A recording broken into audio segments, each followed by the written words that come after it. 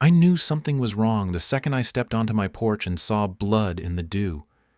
It was barely dawn, the sky still holding onto night's last breath, and there, across the lawn, just beyond the fence, was Buster, or what was left of him, my oldest ram, laid out like a prize at a county fair, legs stiff, eyes wide, shot clean through the skull. At first I thought it was coyotes, until I saw the arrow, bright pink fletching, buried deep into the kill shot like some twisted signature. Then I heard the hum of a golf cart, and there she was. Sandra Wickman, 58 years old, recently divorced, high on power, and utterly deranged. Blonde bob curled to perfection, pastel polo shirt tucked into khaki capris, and a clipboard perched on her lap like a scepter. The self-appointed president of our HOA, Foxglove Acres, an ironically named gated community nestled outside Asheville, North Carolina. Her smile was wide. Too wide. "Jack," she sang, stepping out of the cart. "I handled your little livestock situation for you. You're welcome." I stood frozen, fingers clenched around the porch railing. "You what?" She didn't flinch. "Your sheep. They're in violation of Covenant Article 7B. No agricultural animals visible from the street. It's unsanitary, undignified, and frankly, it brings down property values." She clicked her pen. "Consider this a first strike warning." I didn't hear the rest. All I could see was Buster, dead, on my land, killed not by accident, but for fun. Because Sandra Wickman didn't just enforce rules, she made them up, twisted them, weaponized them. And now, she'd crossed a line so deep even her clipboard couldn't save her. She didn't know what she'd just done was a felony. But I did. And I knew something else. I couldn't play this like everyone else had. Scared, quiet, compliant. I had to be smart, precise, strategic. But first, I buried Buster. Quietly, with care, and I waited. That week, Sandra struck again. $150 fine for my mailbox paint, not matching approved palette, a written complaint about my wind chimes being disruptively spiritual, a passive-aggressive note taped to my front door in bold Comic Sans. "This isn't a farm, it's a community. Get with the program." Meanwhile, her house, a monstrosity of faux Tuscan grandeur, blasted Celine Dion every morning like it, was the national anthem. She parked her golf cart diagonally across 3 visitor spaces. And rumor had it, she'd planted artificial grass in her backyard to avoid HOA landscaping inspections entirely. People hated her, but they feared her more. She once made a veteran tear down his flagpole, claimed it was distracting.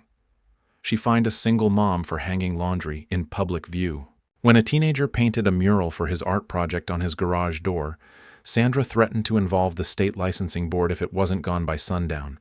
She wasn't running a neighborhood, she was ruling a kingdom. Still, most folks just nodded and paid their fines. They whispered complaints on evening walks and deleted the HOA Facebook group from their phones. No one had the time or energy to fight a woman who thrived on chaos and petty bureaucracy, but I wasn't most folks. Kept my head down, played the part. I repainted the mailbox, took down the wind chimes, let her think she was winning, until the next letter came.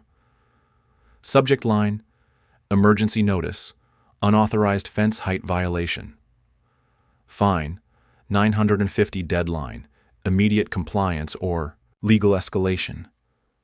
The fence in question? The one around Buster's old pen. Same height it had always been. Same material. Same approval from 5 years ago. I stared at the letter, lips pressed tight. Then I opened my laptop. Every HOA has a paper trail, digital filings, meeting minutes, approval forms. Sandra had been in charge for 3 years, but the HOA existed before her clipboard crusade, before her insane obsession with control. That night, I began cataloging everything, downloading documents, creating backups. I even bought a damn whiteboard. I wasn't just documenting her abuses, I was building a case. Quietly, legally, perfectly. And then came the dogs. 2 of my ewes were pregnant. sweet-tempered girls I'd kept since they were lambs. I found them shivering one morning, their enclosure gate wide open, muddy paw prints everywhere. No serious injuries, thank God, but shaken, scared. I checked the camera, and there she was, Sandra, letting her off-leash golden retrievers loose near my pen, laughing. I filed a complaint. Official through HOA channels. Attached video. The board, which Sandra stacked with her friends from weekly bunco nights, responded, "Insufficient evidence. Warning issued to both parties." Both parties. I didn't sleep that night. Not really. That's when I realized. She wasn't cracking.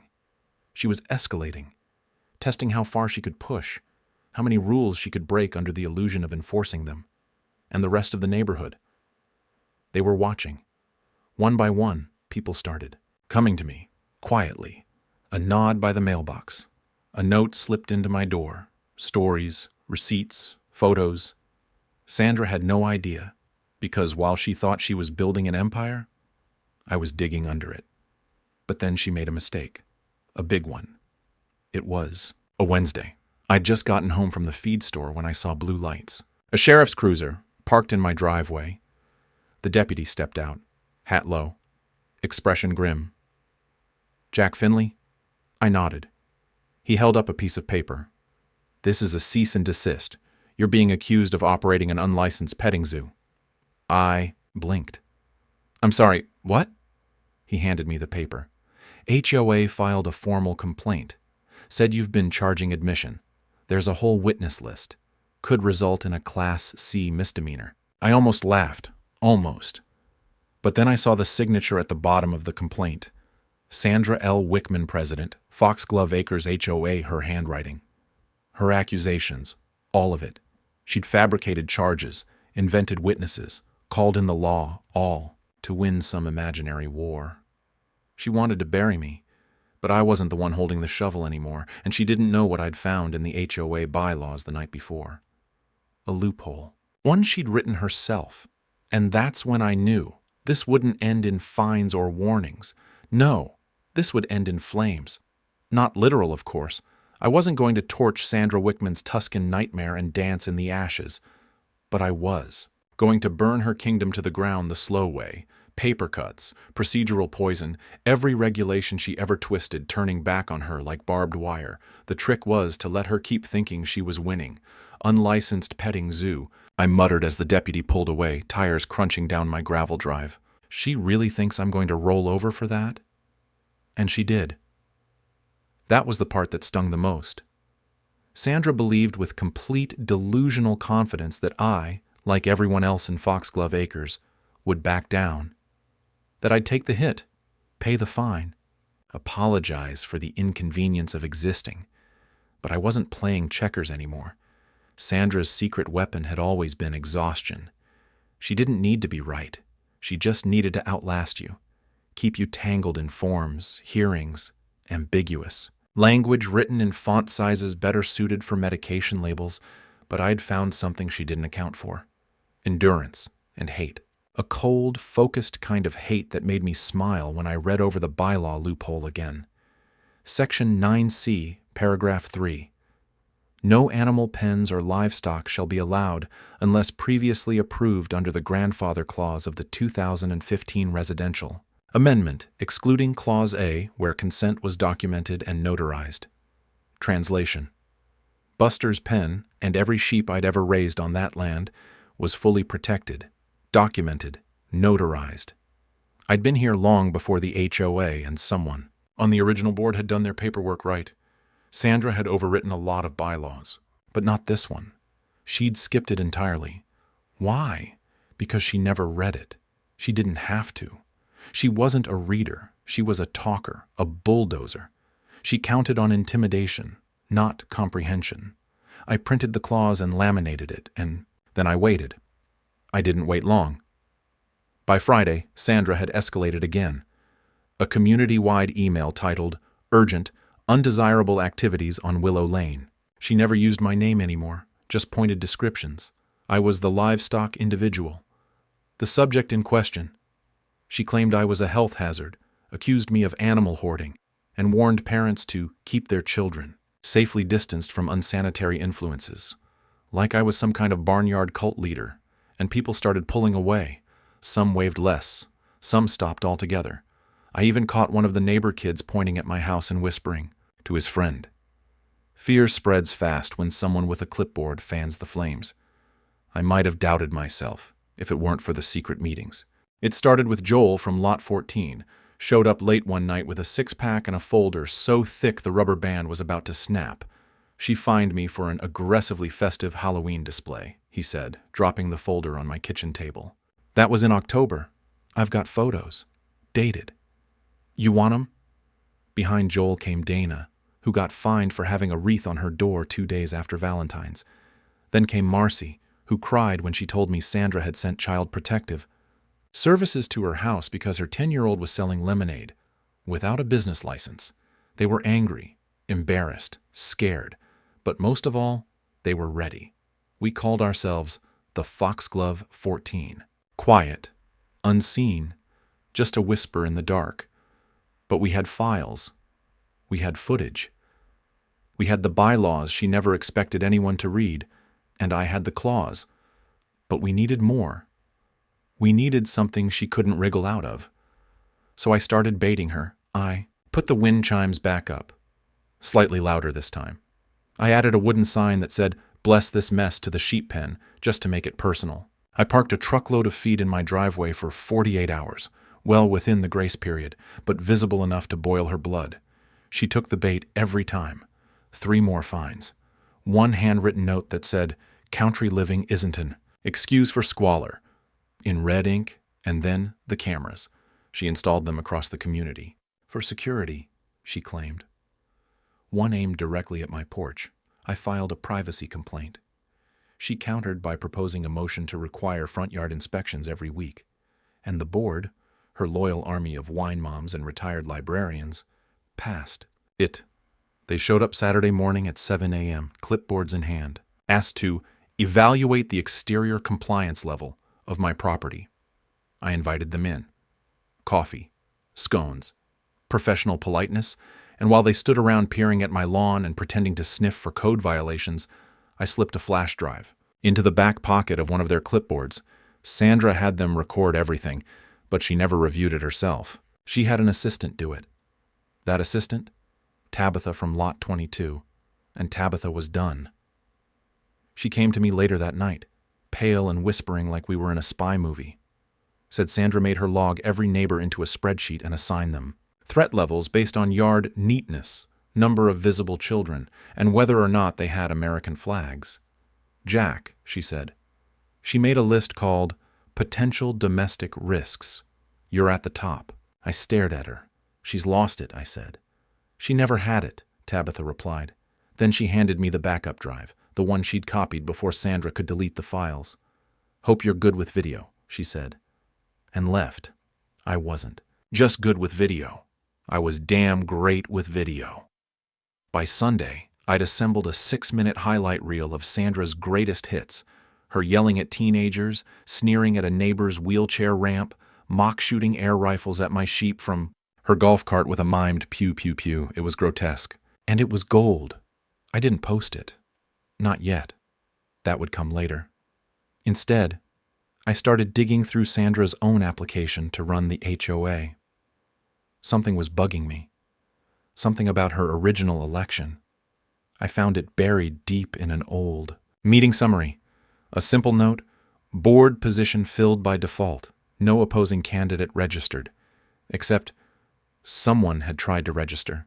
A man named Curtis Bell, Vietnam vet, former HOA treasurer. He'd withdrawn his candidacy days before. The vote, no one ever heard why. Until I did. Curtis had moved out a year ago. I tracked him down through an old email list and found him living in a camper on a patch of land 50 miles out. When I asked him why he left, his face tightened like a clenched fist. She threatened to expose my bankruptcy, he said. Told me she'd make sure my grandkids got kicked out of school if I didn't step down. Said she'd dismantle me politely. I figured it wasn't worth it. I sat back in my chair, heart racing. Sandra had blackmailed her way into power. Now, I had a motive, a timeline, a witness. And Curtis? He was willing to go on record. I drove home through the night, wind roaring through the open window. In the distance, Foxglove Acres sat quiet, unaware of what was coming. But as I turned the final corner, headlights swept across my lawn, and I froze. My sheep pen was gone, not vandalized, demolished. Fencing torn down, boards splintered, hay scattered, like confetti across the grass, and in the center of it all, a single laminated sign, code violation resolved. You're welcome. SAPUW. The sign gleamed under my headlights like a trophy. Laminated, of course, because even in criminal destruction, Sandra Wickman had to maintain presentation. I killed the engine and just sat there for a long moment, hands gripping the steering wheel so hard my knuckles went pale. The pen was gone. Just gone. My girls were safe. They'd been staying in the barn since the last dog incident, but the structure, the fencing, the shade awning, even the gate I built with my father before he passed, obliterated, torn out down to the concrete footings. No, one could have done that in an afternoon. She'd planned this.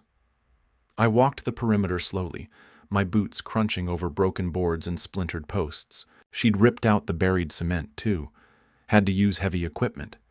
Probably hired one of those off-the-books landscaping crews she always claimed didn't count for regulation enforcement, because they were just volunteers. She had no right. No approval. No court order. No warning. But she had done it. In the dead of night, like a tyrant clearing out undesirables under the cover of darkness.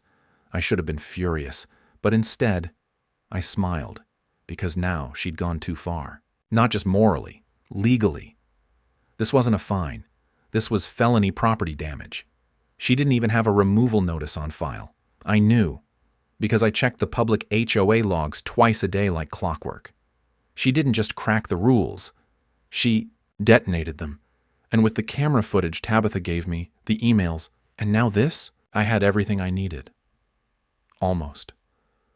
But I didn't move that night. I stayed in the barn with the sheep, one of them nuzzling into my chest like she knew. Like she understood this was a war now, not a spat between neighbors. At sunrise, I brewed. Coffee, showered, dressed like I was heading into court, and marched straight into the county records office. "Morning, folks," I said to the clerk. "I need every zoning request and demolition order for Foxglove Acres in the past 7 days." She tapped keys, her brows arched. Nothing on file. Not even emergency clearance? Nope. Only one request in the last month. For flower bed expansion. From a Sandra Wickman. I grinned. "Print that for me." Back home, I photographed everything. The wreckage, the tire marks, the sign. Then I filed a police report. Deputy Ames showed up. Young guy. Honest eyes. He walked the scene like it was a crime show, and he didn't even try to hide the disgust on his face. She did this? Herself?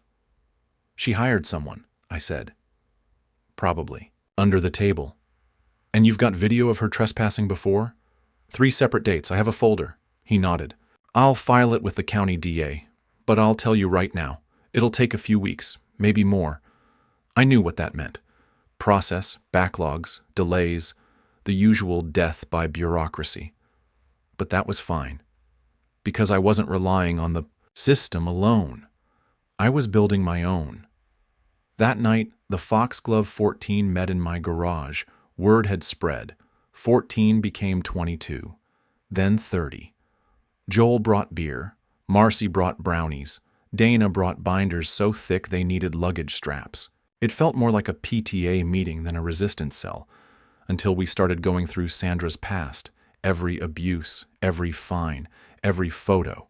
We created a timeline, a database, a literal wall of receipts. That's when Mitch, the quiet guy from Lot 9, spoke up. I think she's embezzling. We turned to him in unison. She's been submitting maintenance receipts for over 10 grand a month. But the landscaper? My cousin. He only charges $800. She's pocketing the rest. He dropped a stack of invoices, all signed by Sandra. All with identical handwriting, the kind of repetition you only notice when you're really looking.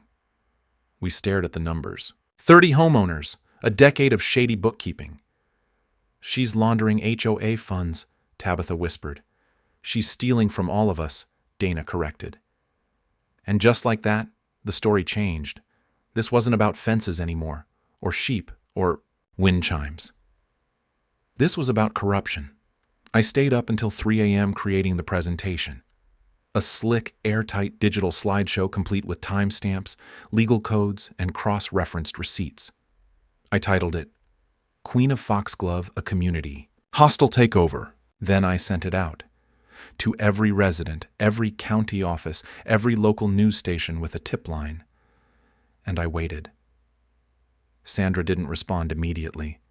That wasn't her style. She preferred to summon you like a monarch, not descend to your level. So, when I got the formal HOA summons, complete with wax-stamped envelope slid under my door, I knew it was time. Mandatory emergency community meeting. Location, Foxglove Community. Hall time, 7 p.m., sharp. Topic, resident behavior, threatening community integrity, subtle. I arrived early, wearing the same outfit I wore when I buried Buster. Black shirt, rolled sleeves, boots polished. The room was packed, every folding chair filled. Standing room only. Neighbors who hadn't spoken in years stood shoulder to shoulder, whispering. Sandra entered like royalty, golf cart parked outside like a chariot, clipboard clutched like a holy relic. She wore lipstick like war paint and opened the meeting, with a smile that could shatter glass. Thank you all for coming. We are here tonight to address a matter of great concern. Her eyes locked on mine. A resident among us has chosen to spread misinformation, dangerous, divisive rhetoric that could dismantle the fabric of our neighborhood. People shifted in their seats. But rest assured, she continued, I have documentation. I have facts, and I will not allow lies to infect this community. Then she held up a folder, a thick, red one. My legal team has prepared restraining orders against the following individuals, she announced. The room erupted. Whispers, gasps. One by one she listed names, Joel, Dana, Tabitha, Mitch, and me.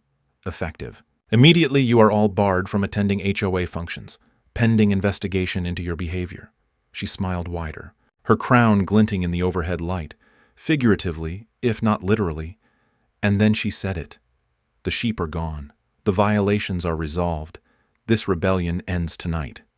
That's when I stood, pulled a small USB from my pocket. I'd like to submit Exhibit A to the community, I said. Her eyes narrowed. You're not recognized. You don't have to recognize me, I said, plugging it into the community projector. But you'll want to see this. The screen flickered, and there, larger than life, was Sandra, throwing rocks at a garden gnome, screaming at a mailman, fake firing an invisible bow at my sheep. Laughter rippled through the crowd. Sandra turned white. But I wasn't done. Slide 2. The ledger. The invoices. Mitch's cousin on video saying he never billed more than $800 a month. Slide 3. Curtis Bell. His full statement on camera, telling the world how Sandra blackmailed him. The room went silent. You could hear the fluorescent lights buzzing overhead. Then Sandra laughed. Just once. Sharp. Unblinking. This is all fake, she said. Digitally altered. A desperate man's attempt to... She froze. Someone was standing in the back of the room. A woman in a state official's badge, clipboard in hand. Excuse me, she said. I'm with the State HOA Oversight Committee. We received this footage anonymously an hour ago. We'll need to speak with Ms. Wickman immediately. Sandra's face collapsed, like something behind her eyes cracked. But she recovered, lifted her chin. Oh, I'm sure we can work something out, she said. Perhaps over dinner. You like Pinot? The woman didn't smile. We'll begin with a full audit of the HOA account. And then, another voice cut in, from the doorway. Raspy, southern, familiar. Well, that's going to be a problem, the man said. Curtis Bell stepped forward, holding a key. The key to the HOA lockbox, he said, loud enough for all to hear. The one Sandra forgot, I never returned. Sandra's mouth opened, closed. No sound came out. Curtis stood in the doorway like a ghost returned, holding up the tiny brass key like it was the Ark of the Covenant. For a beat, the entire community hall hung in stunned silence. You could hear the whir of the ancient ceiling fan overhead, the distant hum of Sandra's idling golf cart outside. Then she snapped. "That box is obsolete," she barked, stepping forward fast, heels clacking against the linoleum like gunshots. "It was replaced years ago. That key's irrelevant. This man is not authorized. He's been expelled." Curtis didn't flinch. "You never filed the expulsion paperwork, Sandra. Just like you never filed the demolition permit, or the board election results, or the HOA expenditure reports for the last, what is it now? 3 years. Gasps. Real ones this time. Some whispered. Others turned and whispered to others. Someone in the front row pulled out a phone. Sandra turned to the state auditor. "This is an ambush, an orchestrated defamation stunt. I'll be pursuing legal action against every person in this room for—" "Ma'am," the auditor interrupted, stepping forward with quiet authority. "If what's in that box supports your claims, I'm sure you have nothing to worry about." Sandra's hand twitched. A spasm of a smile flickered, like a mask cracking. "My documents are in digital format," she said coolly. "Filed through our secure HOA database, which I might add has been under attempted cyber attack in the last 48 hours. I raised an eyebrow. Wasn't aware uploading a PowerPoint qualified as a cyber attack. She glared at me like she wanted to skin me and feed me to my own sheep. But I wasn't the only one smiling now. Curtis, Dana, Tabitha, even Mitch, in his silent, seething way. They were all leaning forward, because no one in that room believed her anymore. The box, heavy, dented, lined with those ridiculous fake diamonds Sandra had hot glued on the day she redecorated the HOA office, was unlocked on the folding table at the front. It gave a soft click as Curtis turned the key, and then everything changed. He lifted the lid, slowly. Inside, rows of envelopes, receipts, and a small, dusty ledger with Sandra's loopy cursive covering every page. First transaction, now 12. Lawn decor fine from Lot 17, redirected to Community Aesthetic Emergency Fund, $250. But there was no such fund. Second transaction, 7/2, HOA surplus redirected to Neighborhood Branding Initiative, $4,700. What branding initiative? She ordered tote bags with her own face on them last summer. They were still in her garage, under tarps. Curtis flipped pages, dozens of them. Misappropriated fines, misreported purchases, phantom contractors.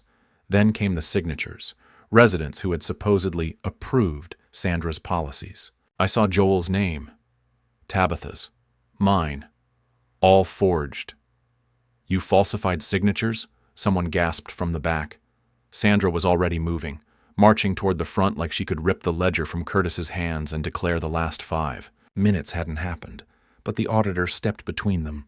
"Ma'am," she said, "I'm going to have to ask you to sit down. This is now part of an open investigation." Sandra didn't sit. She spun around, eyes burning, and pointed directly at me. "This is your doing," she hissed. "Your sheep, your drama. You turned this entire neighborhood into a circus for attention. You think you're some kind of hero? You're trash, Jack. A farmer playing whistleblower." I stood slowly. "No, Sandra," I said. "I'm a neighbor, one of many, and we're done being afraid of you." A beat. And then applause. Small at first, cautious. But it spread. People stood. Others nodded, clapped, whistled. Sandra's eyes went glassy. Her lips curled into something that might have been a sneer or a smirk. I couldn't tell anymore. "None of this matters," she spat. "The HOA charter gives me full executive authority until a new election is certified." And that was true. It did. We all knew it, until Tabitha cleared her throat and stepped forward. "I found something," she said, holding up her phone. "In the original charter, back in 2010. It's buried deep, but there's a clause that states, should the acting president be under investigation for financial misconduct, emergency re-election may be called by 1/3 of the current residents." Sandra's mask shattered. That clause was revoked. "No," Tabitha said, smiling now. It was resubmitted in 2015 as part of your own transparency reform initiative. You uploaded it yourself. More murmurs. Louder this time. Joel stepped up beside her. We've already got the signatures. 32 homes, that's more than a third. Sandra turned pale. You can't. We can, I said. And we will, starting now. Sandra backed away from the table slowly, like a magician realizing the trick's over, and the audience saw every wire, every mirror. I have powerful friends, she snapped. People on the county board, judges. You don't understand who you're dealing with. But her voice cracked at the edge. It didn't sound like a warning. It sounded like a last-ditch prayer. I took a step forward. Calm. Collected. You ever hear of felony wildlife destruction, Sandra? She blinked. You killed my ram, I said. Without permit. On my land. With an arrow. And then you posted about it in the HOA newsletter under creative pest control. That's a felony in this state. Did you know that? She didn't answer, but her left eye twitched, and then the auditor turned to me. Did you just say she confessed in writing? I nodded. Newsletter archives. Tabitha has a copy, digital and printed. The auditor tapped her clipboard. I'll need that immediately. Sandra looked like she was shrinking, her shoulders folding inward. Her grip on the clipboard slackened. But before anyone could move, a voice rang out near the back. What about the letters? Everyone turned. It was Dana. She held up a manila envelope. The anonymous letters. The ones we all got when we spoke out. Threats about our jobs, our families. Those didn't come from the HOA, did they, Sandra? Sandra froze. I'd forgotten about the letters. So had most of us. Handwritten, no return address, warning us not to cause trouble. I cross-checked the stationery, Dana said. They matched the set in Sandra's office. Exactly. Same misaligned watermark. Same corner stain on the batch. She held up the envelope like a smoking gun. They weren't from the HOA, she said. They were from her. And just like that, the room turned. All of it. Fully. Finally. No more mutters. No more waiting. People rose from their chairs like a wave. Joel unplugged the projector. Curtis slammed the ledger shut. The state auditor turned to Sandra, voice cool and clear. Ma'am, you are now under formal investigation for financial misconduct, falsification of documents, unauthorized, property destruction, and suspected harassment of residents. Sandra didn't scream. She laughed, once, sharp, empty. Then she stepped back toward the doorway like she might somehow vanish if she just kept walking. I won't be remembered like this, she said softly. No, I said. You'll be remembered exactly like this. But she wasn't done, because just before she slipped out the door, she turned and gave me one last smile. Cold, crooked. I hope you enjoy it, Jack, she said, because I left you something. I frowned. What? Her eyes glittered. In your shed. Those words trailed behind Sandra Wickman like exhaust smoke as she vanished through the double doors of the community hall. The room still vibrated, with aftershocks, neighbors murmuring, cell phones buzzing, a mixture of stunned relief and disbelief hanging in the air like gunpowder after a shot. But my gut went cold. In your shed. I was out the door in seconds. The sky was dark now, heavy with the smell of distant rain, the kind of Appalachian dusk that held secrets. I jogged the quarter-mile stretch back to my house, boots thudding against the pavement, mind racing through worst-case scenarios. Sandra was a lot of things. Vindictive, egotistical, addicted to. Power, but subtle wasn't one of them. The shed loomed ahead. Still locked. Still exactly how I'd left it that morning. I slid the key into the padlock, hesitated, then pulled the door open with a breath held tight. At first, nothing. Then I saw it. In the center of the floor, propped up like a macabre centerpiece, was Buster's skull, bleached, cleaned, resting on a red velvet pillow like some deranged trophy, and next to it, a sealed envelope, my name printed in that same loopy, curling script she used for HOA fines and passive-aggressive holiday cards. I picked it up, knuckles tight. Jack, you should have just painted your mailbox. SW, that was it. No threats. No long-winded rant, just a final mocking jab. I stared at Buster's skull for a long moment. My jaw clenched so hard I could hear my own heartbeat in my ears.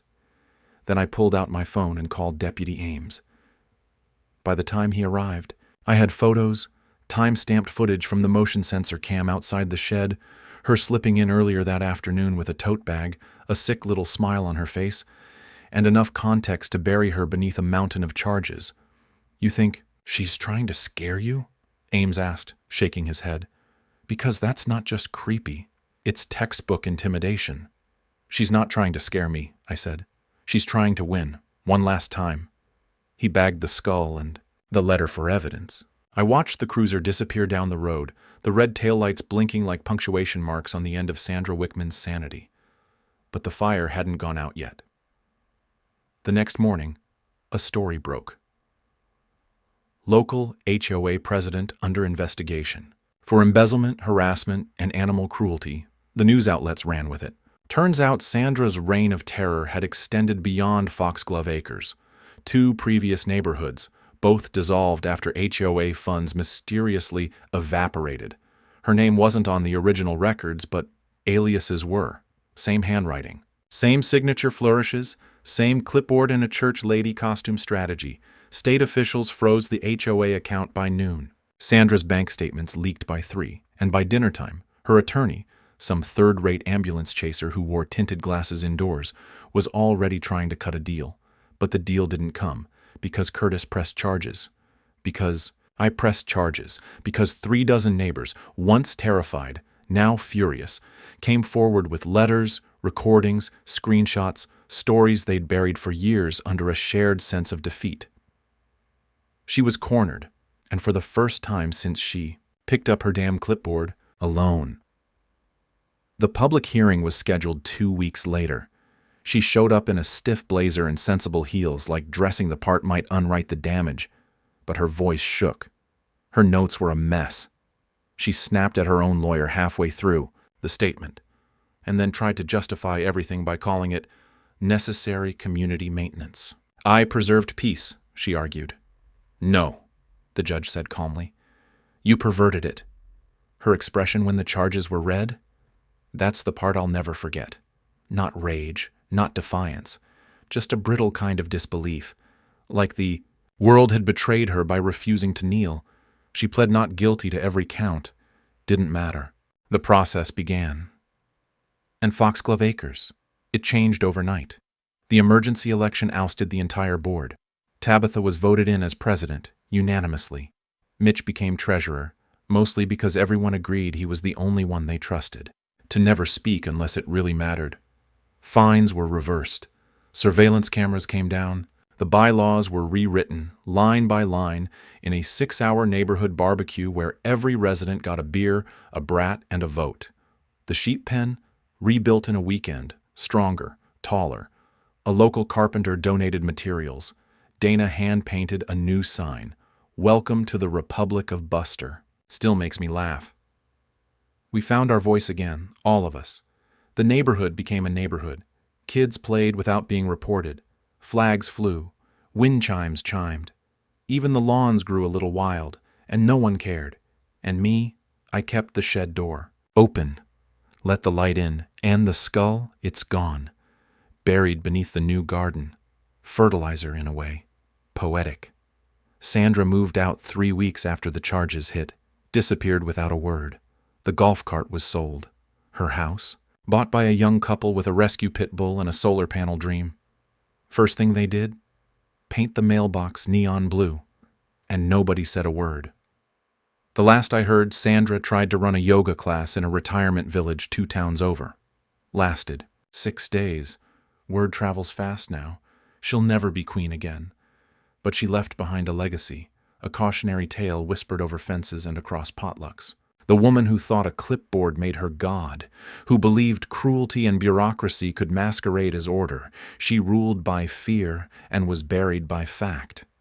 I stood at the edge of the rebuilt pen that first night it was finished, watching my sheep graze in peace. Wind rolled across the hills. A dog barked somewhere in the distance. Behind me, laughter from a neighbor's back porch. Peace. Real peace. Earned. It didn't come from fighting fire with fire. It came from standing up piece by piece, truth by truth, until there was nothing left for Sandra to hide behind. Funny thing is, if she hadn't shot Buster, I might have just lived with the fines, might have just repainted the mailbox again. But she couldn't help herself. She needed control, and in the end, that need undid her. The clipboard cracked, the laminate peeled, and the Queen of Foxglove fell, not with a bang, but with a long, slow unraveling that everyone got to watch. Now we let the grass grow just a little too high on Sundays, because we can, because no one's going to write us up anymore, and if they try, well, we've got a new bylaw for that.